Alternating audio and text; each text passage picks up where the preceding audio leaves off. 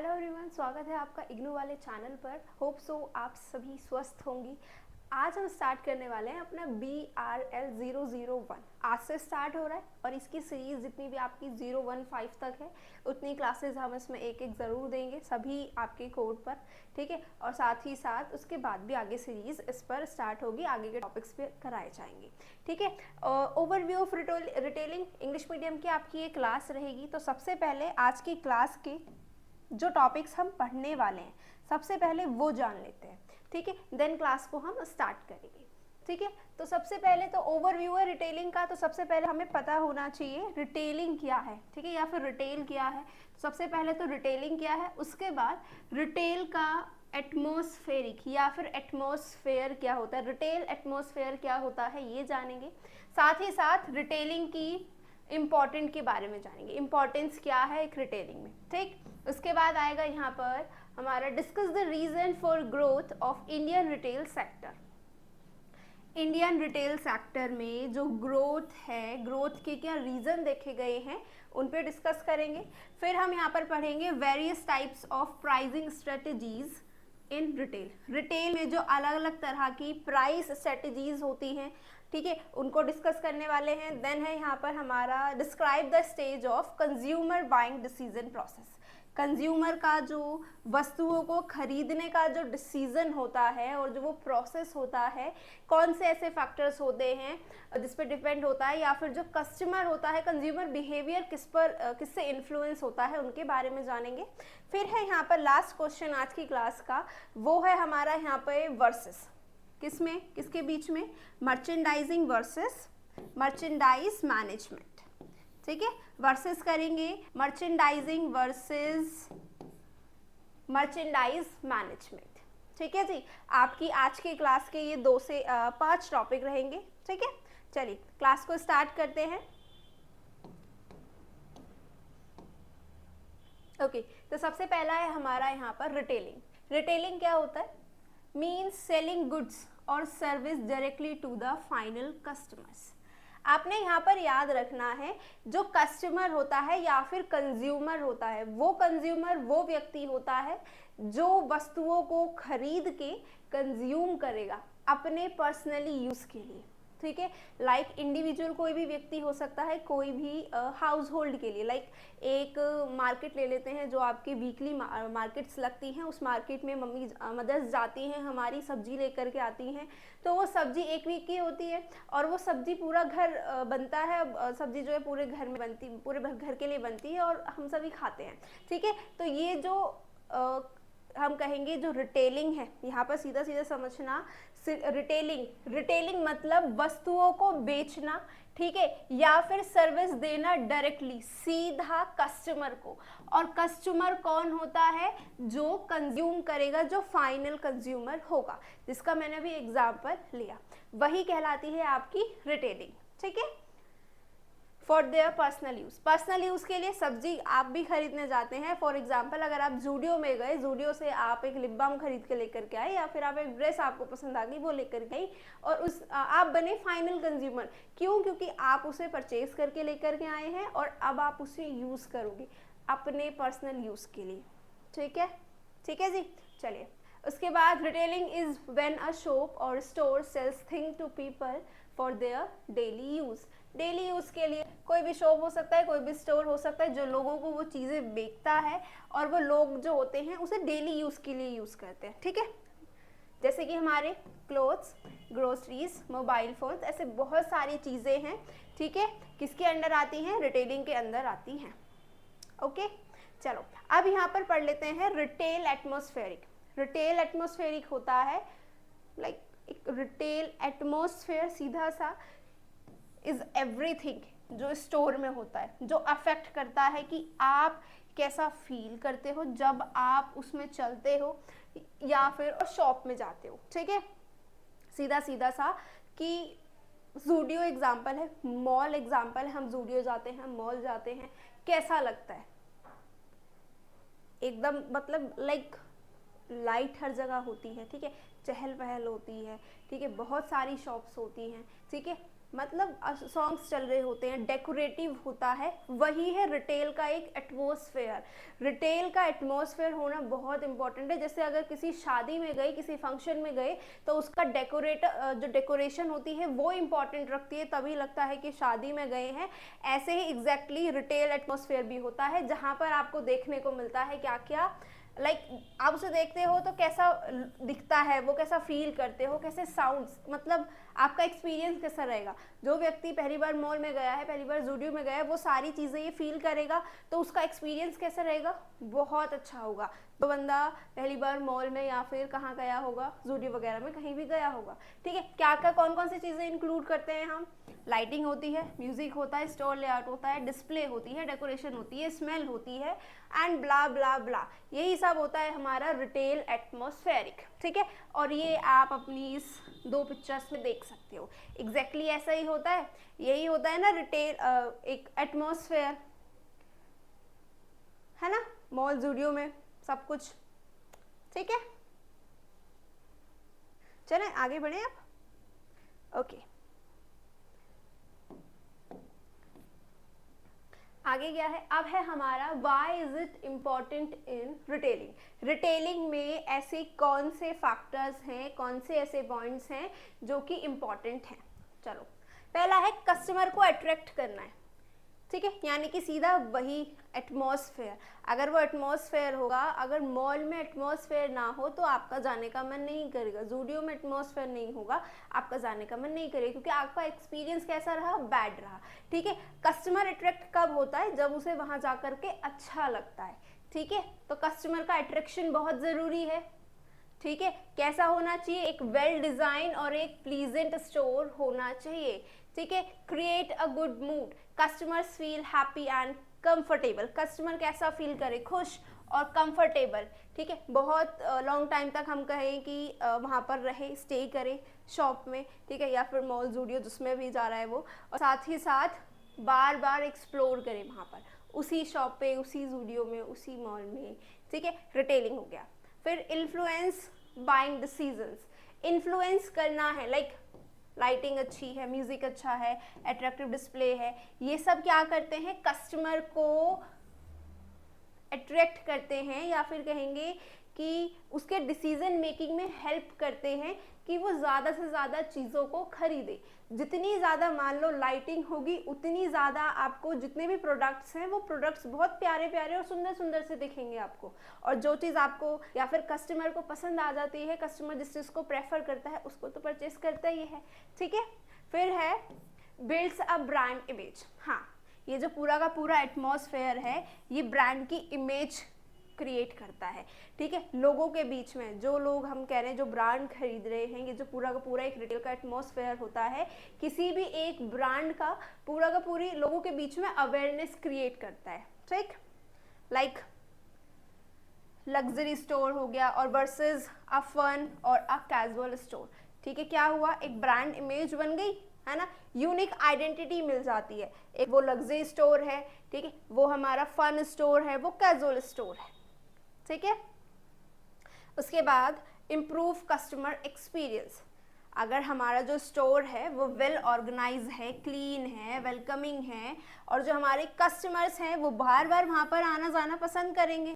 ठीक है, तो कस्टमर का एक्सपीरियंस कैसा होगा, इम्प्रूव होगा, लोग बार बार क्या करेंगे, उस चीज़ से अट्रैक्ट होंगे, उस पूरे एटमॉस्फेयर से, और बार बार एक्सप्लोर करेंगे।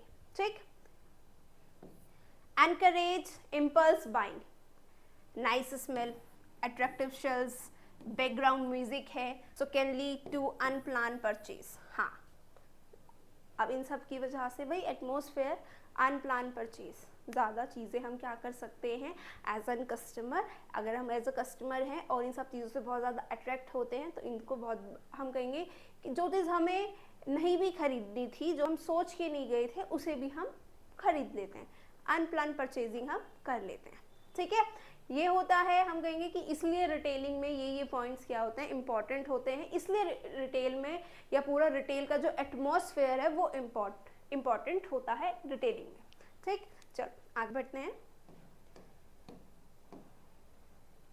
Reasons for growth of Indian retail sector, क्या ऐसे कारण रहे हैं जिसकी वजह से भारत में जो रिटेल सेक्टर है उसमें ग्रोथ देखी गई है?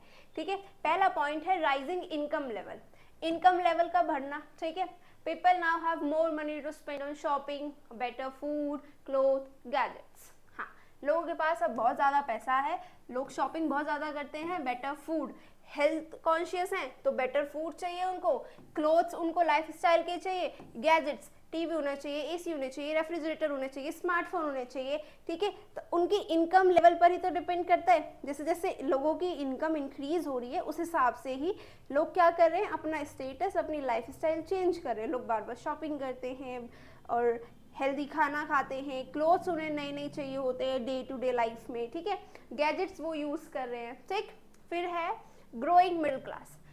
जो भारत में मिडिल क्लास है, ठीक है, वो बहुत एक्सपेंड हो रहा है, वो बहुत बहुत ज़्यादा कहेंगे हम बढ़ रहा है। और साथ ही साथ मोस्टली जितने भी मिडिल क्लास है उन्हें शॉप करना बहुत पसंद है।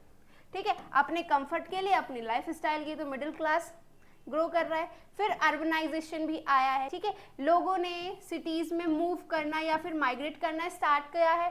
ठीक है, तो जहाँ पर क्योंकि वहाँ पर क्या है, मॉल्स हैं, सुपरमार्केट्स हैं, साथ साथ ब्रांडेड स्टोर्स है, और साथ ही साथ उन्हें अर्बनाइजेशन में क्या मिलता है, नौकरी भी मिल जाती है। जहाँ पे नौकरी मिल जाती है, इनकम जनरेट करते हैं तो मिडिल क्लास ग्रो करेगा, मिडिल क्लास ग्रो करेगा तो अर्बनाइजेशन ग्रो करेगा। ठीक है, चेंजिंग लाइफ स्टाइल, हाँ लाइफ स्टाइल भी चेंज हुई है।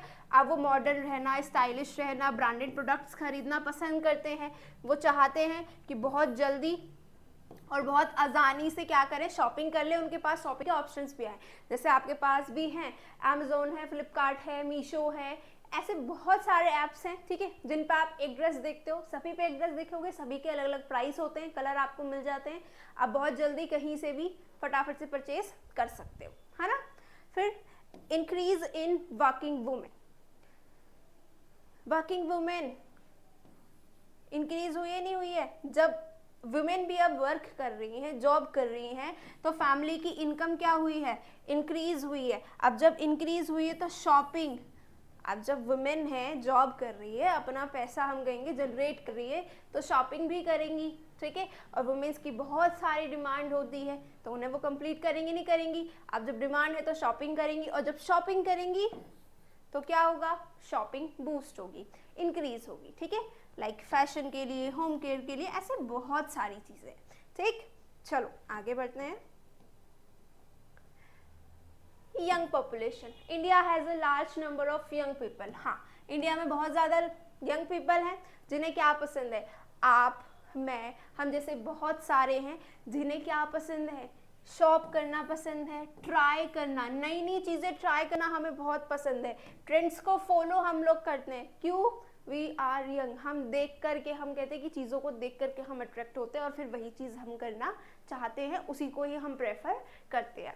ठीक, growth of e commerce, electronic commerce, like shopping platforms, वही अमेजोन, फ्लिपकार्ट, मीशो, क्या कर दिया है इसने, शॉपिंग को बहुत आसान और बहुत जल्दी कर दिया है कि यानी कि अब फटाफट से, मतलब आप कहो कि आधे घंटे में, एक घंटे में आपके पास सामान आ जाता है, आ जाता है नहीं आ जाता है, आपको पसंद है, आपको जाना है कहीं भी, ठीक है, और आपके पास फॉर एग्जांपल के लिए ज्वेलरी नहीं है, ठीक है, या फिर शूज़ नहीं है, क्या करोगे, ऑर्डर करोगे, आ जाएगा, जहाँ जाना है वहाँ जा सकते हो, है या नहीं है। ठीक है, better technology and infrastructure, Bharat में टेक्नोलॉजी और इंफ्रास्ट्रक्चर भी कहेंगे कि हम बेटर हुआ है, road, internet, mobile apps, digital payments, हम कहेंगे इन सब चीज़ों में इम्प्रूवमेंट आया है, और इन सब चीज़ों के इम्प्रूवमेंट हो जाने के बाद जो रिटेल सेक्टर है उसमें ग्रोथ देखी गई है। ठीक, फिर गवर्नमेंट सपोर्ट, अब सरकार भी क्या करती है, सपोर्ट करती है। ठीक है, FDI, foreign direct investment policies है, और साथ ही साथ कुछ रिफॉर्म्स हैं जो कि एनकरेज करते हैं बिग रिटेल कंपनी को कि वो आए और इन्वेस्ट करें भारत में। और जब भारत में इन्वेस्टमेंट होगी, समझना बहुत बड़ा प्रोसेस है, भारत में इन्वेस्टमेंट होगा, लोगों को रोजगार मिलेगा, लोगों को रोजगार मिलेगा, और रोजगार के मत यानी कि इनकम जनरेट होगी, और इनकम जनरेट के बाद हमने अभी पढ़ा क्या क्या होता है। ठीक है, जो पॉइंट्स हमने पढ़े वो सारी चीज़ें फॉलो होंगी। ठीक है, तो रिटेल तो जाहिर सी बात है अपने आप ही ग्रो करेगा। ठीक, Expansion of organized retail. Big brand and chains like Reliance Retail, Big Bazaar, D-Mart are opening stores across the country. है या नहीं है? Big brands, chains like Reliance retail हो गया, बिग बाजार हो गया, डी मार्ट हो गया, मोस्टली हम सब यहीं पे जाते हैं, नहीं जाते हैं, ठीक है। स्टोर ओपन हुए नहीं हुए कंट्री में, कहाँ नहीं मिलेंगे आपको ये स्टोर्स, मिलेंगे ना। एक्सपेंड हो रही है सारी चीज़ें, ठीक है। अब जब ये एक्सपेंड हो रही है तो रिटेलिंग भी क्या होगी, इंक्रीज होगी। रिटेलिंग में क्या मिलेगा आपको, ग्रोथ मिलेगा, ठीक है। समझ में आया? चलो आगे बढ़ते हैं। Types of pricing strategies in retail.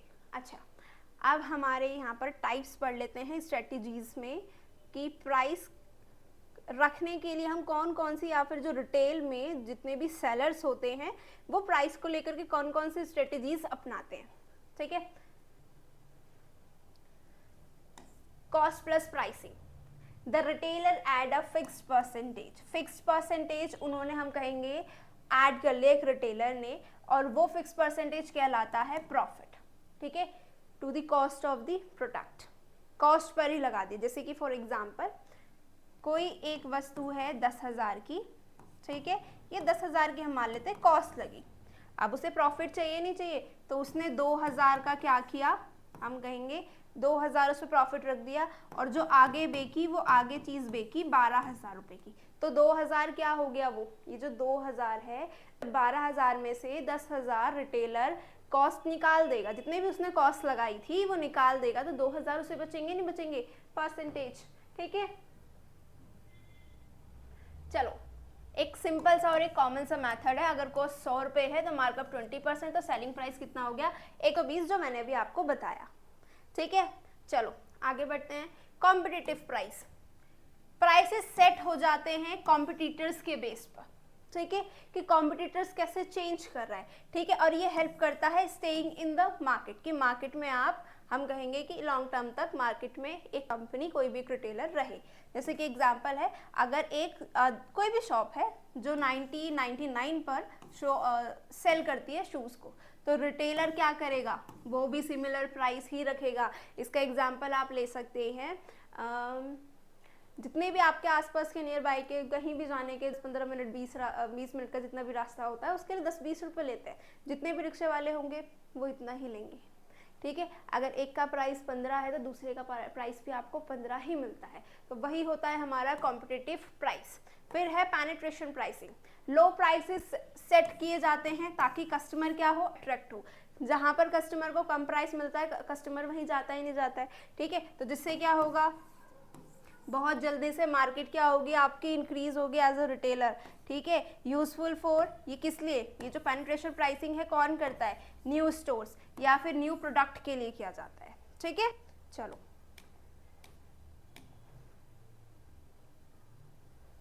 Psychological pricing. Prices are set to look cheaper than they are, यानी कि यहाँ पर अब आपको प्राइसेस देखने के लिए, हम कहेंगे कि रख दिया है, ठीक है, यानी कि वो चीपर लगे सिर्फ और सिर्फ।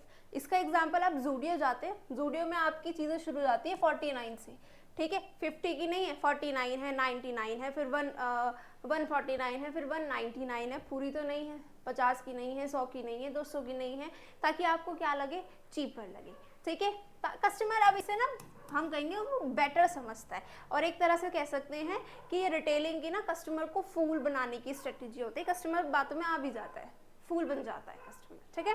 फिर डिस्काउंट प्राइसिंग।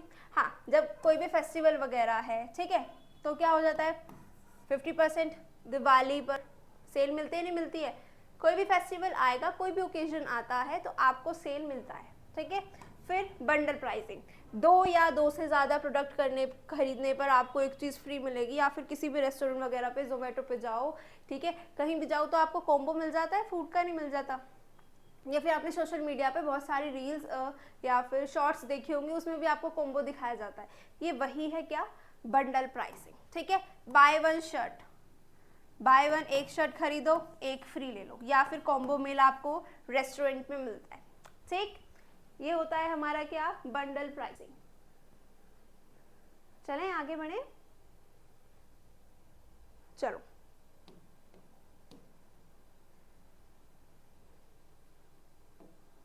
अब है हमारा यहाँ पर stage of consumer buying decision process.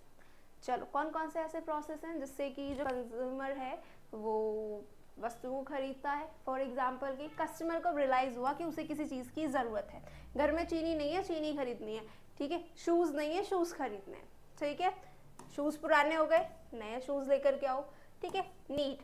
अब यहाँ पर ज़रूरत खड़ी हो गई। फिर इंफॉर्मेशन सर्च, कस्टमर ने अब ऑप्शंस देखने स्टार्ट करे, ठीक है, इंफॉर्मेशन रिव्यूज़ उठाए, उसने ऑनलाइन चेक किया, दोस्तों से पूछा, स्टोर पे जाकर के विजिट किया, उसके बाद उसे बेटर लगा कि उसको एप्पल मोबाइल खरीदना है, आईफोन इज़ द बेस्ट। हम कह रहे हैं फॉर एग्जांपल के लिए एप्पल जो है, आईफोन जो है वो बेस्ट कंपनी है, बेस्ट ब्रांड है, उसने क्या खरीदा, आईफोन खरीद लिया, ठीक है, ये ब्रांड उसको बहुत अच्छा लगा। इन सभी ऑनलाइन चेक करने पर, दोस्तों से पूछने पर, विजिट स्टोर विजिट करने पर, इन सब चीज़ों पर, ठीक है। तो इन्फॉर्मेशन कलेक्ट करी उसने, तब जाकर के उसने चीज़ें खरीदी, ठीक। फिर परचेज डिसीजन, कस्टमर फाइनेंशियल जो हमारा फाइनल डिसीजन होता है वो कब लेता है, फाइनल डिसीजन हो जाने के बाद हम कहेंगे और तभी चीज़ को खरीदता है, ठीक। अगर फॉर एग्जांपल आप खरीद रहे हो कोई, आपने फॉर एग्जांपल कार खरीदनी है आपने, तो घर में सबसे पूछा जाएगा नहीं, एक अगर हम मिडिल क्लास फैमिली की बात करें तो घर में सबसे पूछा जाएगा, मम्मी से भी, पापा से भी, भाई से भी, बहन से भी, ठीक है, चाचा चाची, नाना नानी, मतलब जो भी फैमिली में रहते हैं या जिन्हें भी आप अपना समझते हैं, फॉर एग्जाम्पल पड़ोसी भी आप ऐड करेंगे, अपने फ्रेंड्स भी, सबसे पूछेंगे कि ये कार बेस्ट है और ये कार आप लेंगे। एंड में जब फाइनल डिसीजन आप लेने वाले हैं, फाइनल डिसीजन तो आपका होगा, तब जाकर के आप खरीदते हैं चीज़ों को, ठीक है। यानी कि price influence, offers, trust, store experience, ठीक है। साथ ही साथ अब आपको यहाँ पर डिस्काउंट भी चाहिए होता है, ठीक, सॉरी। फिर है यहाँ पर हमारा post purchase behaviour. Post purchase behaviour क्या होता है, यहाँ पर जो हम कहेंगे उस प्रोडक्ट को खरीदने से पहले उसको यूज कर लेना कि वो वस्तु आपके लिए अच्छी है या नहीं है, आपको सेटिस्फाई कर रही है या नहीं है। कस्टमर को फॉर एग्जांपल के लिए पसंद आ गई है, लेकिन उसने क्या कर लिया, क्या किया, उसने पोस्ट परचेज किया, ठीक है।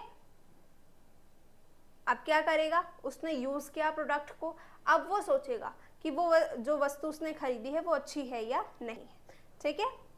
अब ये सारी चीज़ें इफेक्ट डालती है फ्यूचर परचेसेस पे भी और रिव्यूज़ पे भी। जैसे कि दी शूज़ आर कंफर्टेबल, एक व्यक्ति ने शूज़ पहने, उसे कंफर्टेबल लगे, तो वो अब दोबारा से इसी ब्रांड के ही तो शूज़ खरीदेगा, नहीं खरीदेगा, होता ही नहीं होता है।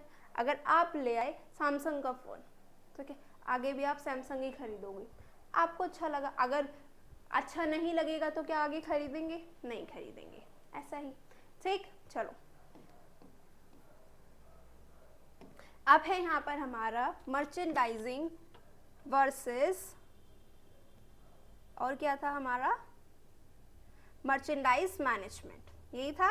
चलो मर्चेंडाइजिंग क्या होता है, आप एक तरह से समझ लो कि ये पूरा मर्चेंडाइजिंग है एक प्रोसेस डिस्प्ले का, प्रेजेंटिंग का प्रोडक्ट को, ताकि कस्टमर्स क्या हो, अट्रैक्ट हो। क्या है मर्चेंडाइजिंग, एक प्रोसेस है वस्तुओं को डिस्प्ले करने का और उनको प्रेजेंट करने का, ताकि कस्टमर अट्रैक्ट हो और चीज़ों को आकर के खरीदे। फोकस किस पे होता है कि प्रोडक्ट कैसे दिखता है या फिर कस्टमर उसको कैसे देखना चाहता है, तो उसी तरीके से हमें भी कस्टमर की नज़र से देखो और कस्टमर को वो चीज़ दिखाओ, ठीक है। यानी कि कस्टमर चाहता है कि मतलब लाइक एटमॉस्फेयर बहुत अच्छा सा हो और ये चीज़ बहुत अच्छी सी लगे, इसमें जो भी हम कहेंगे कमी है उसको पूरा किया जाए। तो एग्जैक्टली वैसे ही मर्चेंडाइज पूरा एक प्रोसेस है, फोकस रहता है कि उस वस्तु को ऐसे ही दिखना चाहिए जैसा कस्टमर चाहता है, ठीक है। तो बेटर है कि यहाँ पर सीधा सीधा सा फोकस कि प्रोडक्ट कैसा दिखता है, प्रोडक्ट बहुत अच्छा दिखना चाहिए, ठीक है। गोल क्या होता है, to make store and product look attractive to boost sale, हमें सेल को बूस्ट करना है, इसलिए स्टोर और प्रोडक्ट कैसा होना चाहिए, अट्रैक्टिव दिखना चाहिए, ठीक है, समझ गए। अब है यहाँ पे मर्चेंडाइज मैनेजमेंट। मर्चेंडाइज मैनेजमेंट क्या है, planning, buying, handling and controlling of product. अब एक प्रोडक्ट को, वस्तु के लिए प्लानिंग की गई है, उसको खरीदा गया है, उसको हैंडल करना है, उसको कंट्रोल करना है एक स्टोर में, ये हमारा कहलाता है मर्चेंडाइज मैनेजमेंट। ठीक है, फोकस करता है कि प्रोडक्ट क्या है जो खरीदा जा रहा है, कितना खरीदा जा रहा है, कब खरीदा जा रहा है। ठीक है, मर्चेंडाइज मैनेजमेंट में यही है कि प्रोडक्ट क्या है जो खरीदा गया, कितना खरीदा गया और कब खरीदा गया। ठीक है, तो सीधा सीधा सा है यहाँ पर इसका कहने का मतलब, to manage stock efficiently, store का जो स्टॉक है उसको मैनेज करना है एफिशिएंटली। साथ ही साथ हम कहेंगे अगर ये सारी चीज़ें मैनेज रहेंगी तो कस्टमर की जो डिमांड रहेगी उसे भी फुलफिल कर पाएंगे। ठीक है, समझ के मर्चेंडाइजिंग एंड मर्चेंडाइजिंग मैनेजमेंट। चलिए, होप सो आपको समझ आया होगा। Thank you, bye bye.